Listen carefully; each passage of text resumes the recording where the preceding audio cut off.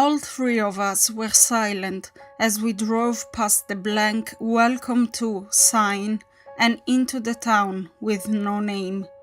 The people all watched us with the same slack expression, their heads tilted at identical angles, as if listening to a single far-off sound. For a moment, I heard it too. For a moment, the people in the car seemed like strangers, and I couldn't remember who we were or where we were going. But then we passed the last house and it came back. We were all old friends, all traveling together, all safe, all four of us.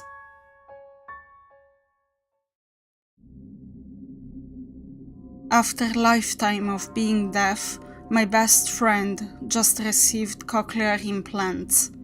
When he woke up from the surgery, we all stood around him. His wife was the first one to say anything. He heard her voice and at once began to cry. We all took turns speaking, letting him hear our voices and our names, and with each word we said, he became more emotional. When we were all finished, silence hung in the room. He looked up at me and asked what that sound was.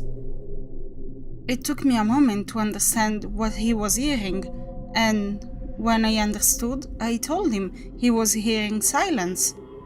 He shook his head. "This isn't silence," he said slowly, hearing his own voice for the first time. "I've been hearing silence all my life, and this is different." A sound came from just outside the hospital room, and he perked up immediately. "Isn't that silence?"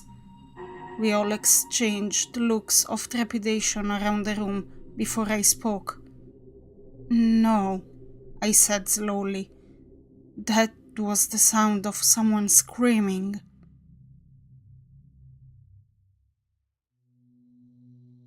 I came home pretty late one night, and my roommate's bedroom was shut, and I assumed she was sleeping already, but I saw something out the corner of my eye in the kitchen. I said her name, but she didn't answer. I didn't think anything of it, so I walked into my room, and before I turned the light on, something whispered, "I'm still here." I turned on the light in my room, but nothing was there, so I turned on every light in my house and knocked on my roommate's door and eventually opened it, but she wasn't there, so I left her light on too and slept with all the lights on. When she came back the next morning, I asked her if she was messing with me, and she started crying and said she left because something was in the house messing with her and she had to get out. I work as a cable tech. I once went into a basement that I still have nightmares about. There was a single pull-string type light in the center of the room, so I couldn't really see much until I turned it on, but the walls down the stairway were covered in old newspaper. I am used to dark basements, so going to turn on the light, I was not prepared for what I saw. All the walls were covered in newspapers. Every one of them was a headline about a tragedy or a murder. There was a black and white framed picture on the wall, and below it was a large, child-sized porcelain doll propped up in a rocking chair with a super old-looking cradle beside it. I stayed and did my job, but I still can't shake that feeling of something when I think about it. Mommy told me to never go in the basement, but I wanted to see what was making that noise. It kind of sounded like a puppy, and I wanted to see the puppy, so I opened the basement door and tiptoed down a bit. I didn't see a puppy, and then Mommy yanked me out of the basement and yelled at me. Mommy had never yelled at me before, and it made me sad and I cried. Then Mommy told me never to go into the basement again, and she gave me a cookie. That made me feel better, so I didn't ask her why the boy in the basement was making noises like a puppy, or why he had no hands or feet.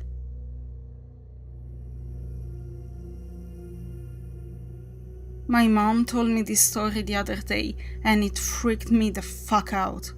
When my oldest sister was little, like 3, she asked my then pregnant aunt to pick her up to hold her.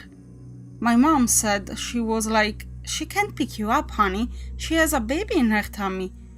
And then my little sister was like, "That baby is dead." My mom freaked out, but my aunt and grandma were fine and were telling my mom it was all good. She was just a toddler and didn't know what she was saying.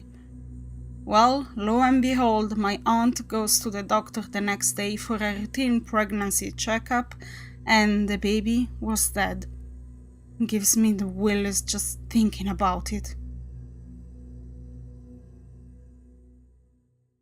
When I was either 17 or 18, my friend and I were just out joyriding on some back roads and were starting up a dirt road that went over a hill and through some woods and then reconnected with another paved road.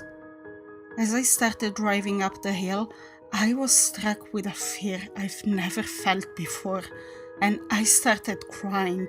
As a 17 or 18-year-old male, I hadn't shed a tear in a few years, and I was trying to process what the fuck was going on, when my friend chokes out, "Turn around, don't go up there, please turn around." And I look over. He has tears rolling down his face and is struggling to talk. I threw the truck in reverse and got the hell out of there. We rode in silence for a few minutes. Then we were like, what kind of bad thing could have been on that road to make us both react the same way at the same time? Before I turned on the road, we were listening to the radio and talking with no issues. I still tear up talking or thinking about the day, and I'm in my late 30s. Had to be some major evil shit going down that night. About 10 years ago, I was walking one night with my sister. We were passing a familiar point on the road when suddenly we both found ourselves about 200 meters back the way we had just come, approaching the familiar point for the second time. She turned to me and said, "What just happened?" We both experienced exactly the same thing, like we had just been pulled back 20 seconds in time, and neither of us could explain it. No spooky ghost, but a lasting feeling of something deeply unnatural having happened. When I was younger, I used to live by the woods and could see a cemetery from my back porch. One Easter, I remember waking up and seeing the Easter Bunny, one of those terrifying costumes. And what really gets me is I remember smelling the wet hay. When I woke up, I didn't tell anyone, but there was an extra Easter egg in my house that my parents didn't hide. Years later, when I was in high school, I asked my parents if they ever dressed up like the Easter Bunny and came into our room. They said they would never go through so much trouble. Then my younger sister, who I shared a bunk bed with when this happened, said she remembers when the Easter Bunny came into our room and made a remark about the hay smell. I was terrified that we both remembered seeing a person dressed as a bunny in our room. To make it even stranger, I told the friends I sat with at lunch what happened. One of the girls was my neighbor across the street. She told me one Easter a long time ago she looked out her window during the night and saw the Easter Bunny standing in her driveway. I had chills. To this day, I am terrified of people in rabbit costumes. I saw something crouched in the road driving around one night. Its eyes glowed when my headlights hit it, so I assumed an animal of some sort, but when I got within about 15 feet of it, it stood up and looked like a girl standing there. I slammed on my brakes immediately, but suddenly the road was just empty. My friend in the car hadn't seen anything, but asked me a few minutes later if it looked like a girl. He'd apparently seen something similar with his sister a few weeks before in the exact same spot. Every few months, in a department with over 20 women, we'd all come in nearly identical outfits. It was odd. We were all ages and races and styles, but there'd be a day when everyone would show up in a black skirt and red blouse. A few months later, everyone in brown slacks and a cream-colored dress shirt. A few months later, grey skirt and black sweater. We could never figure out the trigger. TV show character looking fly in that outfit the night before, a visitor to the building who appeared polished, nothing. Always creeped me out, as it seemed to represent some sort of groupthink or collective consciousness working on us. I spent 6 months living alone in a cabin near the end of a dirt road in central New Hampshire.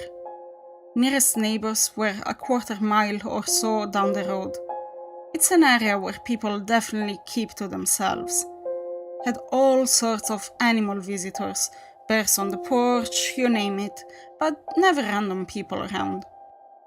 One morning I went out to my car to go to work. It was spring and we'd had a late frost. On the rear window of my truck, someone had written, "I watch you," with the finger in the frost. I never had an actual problem in the rest of my time there, but that freaked me out.